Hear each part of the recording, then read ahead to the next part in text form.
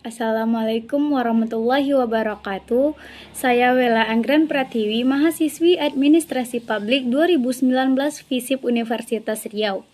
Baiklah, video kali ini bertujuan untuk memenuhi ujian akhir semester mata kuliah perilaku organisasi yang diampu oleh Bapak Dedi Kusuma, SIP MSI. Baiklah, kita langsung saja ke pertanyaan yang pertama. Nah, di pertanyaan pertama terdapat 3 poin pertanyaan. Kita lanjut ke poin pertama, yaitu pengertian kelompok di dalam organisasi, klasifikasi kelompok, serta alasan bergabung di dalam kelompok. Suatu kelompok pada dasarnya adalah sekumpulan individu yang saling berinteraksi dan saling mempengaruhi, di mana berada dalam suatu organisasi yang mana para anggotanya saling mempunyai ketergantungan satu dengan yang lain dalam melaksanakan suatu kinerja secara terstruktur. Klasifikasi kelompok. Menurut saya ada 2 klasifikasi kelompok. Yang pertama, kelompok formal. Apa itu kelompok formal? Kelompok formal adalah suatu kelompok rancangan yang ditetapkan di dalam organisasi. Yang kedua, kelompok informal. Apa itu kelompok informal? Kelompok informal adalah suatu kelompok baik yang tidak terstruktur formal, juga tidak ditetapkan organisasi, tampak dalam respon pada kepentingan untuk hubungan sosial saja.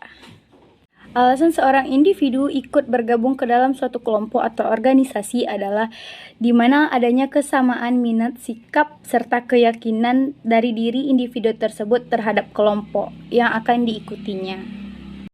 Baik, selanjutnya poin B, pertanyaan pertama. Sebutkan dan jelaskan faktor internal maupun eksternal yang dapat mempengaruhi perilaku organisasi.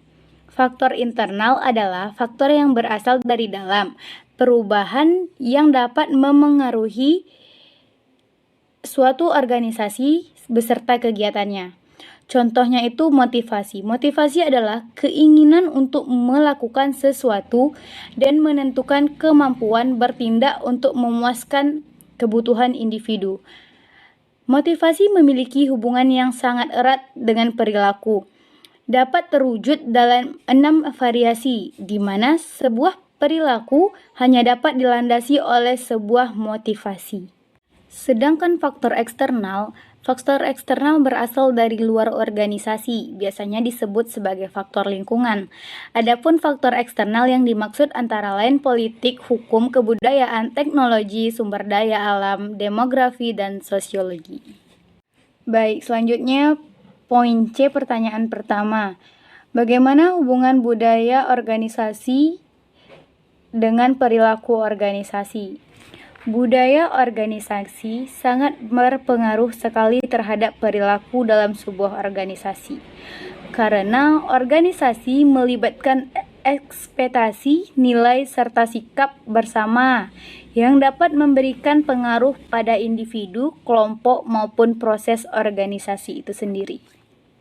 Selanjutnya pertanyaan nomor 2, yaitu teori atau konsep komunikasi yang kamu ketahui dan bagaimana konsep atau teori tersebut dapat diaplikatifkan di dalam organisasi untuk kinerja organisasi yang lebih baik.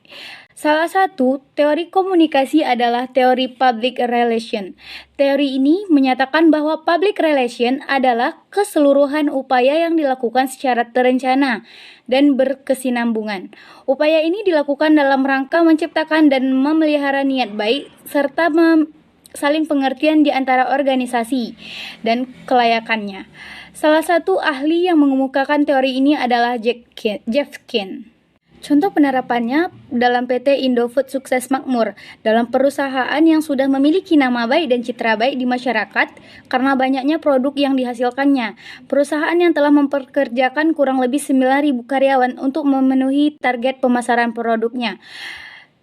Namun, PT ini tetap menjaga kualitas kinerja karyawannya dalam perusahaan melalui fasilitas yang disediakan.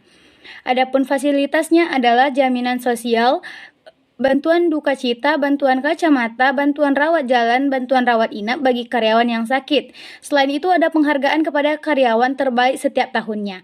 Selain itu, dalam bekerja, karyawan PT Indofood dianggap sebagai mitra perusahaan, bukan sebagai buruh atau pekerja perusahaan.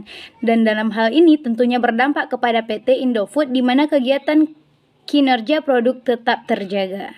Baik, selanjutnya pertanyaan nomor 3. Faktor apa saja yang menyebabkan terjadinya konflik di dalam organisasi dan bagaimana mengelola konflik untuk memajukan organisasi?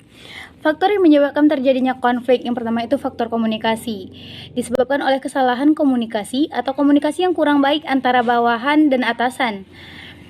Yang kedua, faktor struktur tugas maupun struktur organisasi disebabkan oleh kurang baiknya susunan struktur organisasi yang dibuat. Selanjutnya, faktor yang bersifat personal disebabkan oleh faktor individu yang saling memiliki konflik satu sama lain sebelumnya. Selanjutnya, faktor lingkungan yang kurang mendukung organisasi tersebut.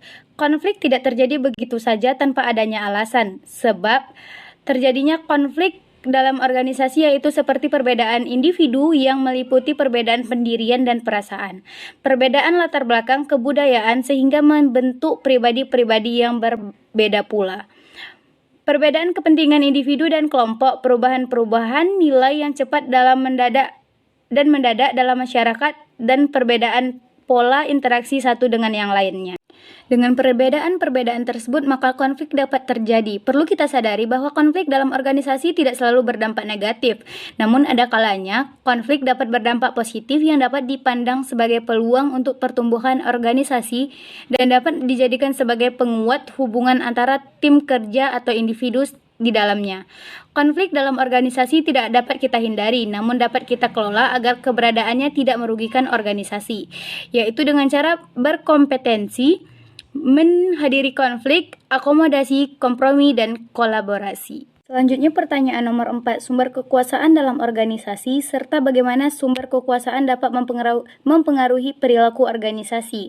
Yang pertama ada kekuasaan balas jasa, merupakan kekuasaan yang menggunakan balas jasa untuk mempengaruhi seseorang untuk bersedia melakukan sesuatu sesuai keinginannya. Yang kedua ada kekuasaan paksaan. Ini lebih cenderung ke penggunaan ancaman atau hukum untuk mempengaruhi seseorang agar bersedia melakukan sesuatu sesuai dengan keinginannya.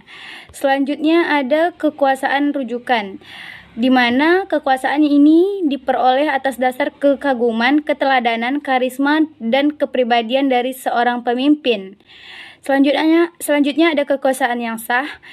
Kekuasaan yang sah adalah kekuasaan yang diperoleh dari konsekuensi hakiki hierarki dalam organisasi. Kekuasaan seseorang dalam suatu perusahaan berasal dari posisi yang ditempati atau otoritas yang dimiliki dalam organisasi. Setiap orang yang sudah pada pucuk kepemimpinan pada suatu organisasi atau kepemimpinan lainnya memiliki kekuasaan yang besar untuk mengatur orang di bawahnya.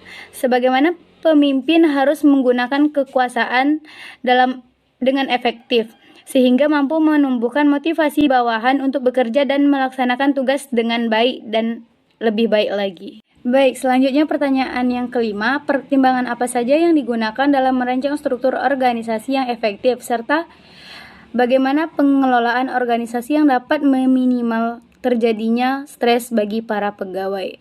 Yang pertama, identifikasi organisasi yang akan dibuat strukturalnya. Yang kedua, penetapan struktur organisasi sesuai dengan tujuan organisasi. Yang ketiga, membuat struktur berdasarkan struktur yang seharusnya. Yang keempat, fungsi perencanaan dan fungsi eksekutornya.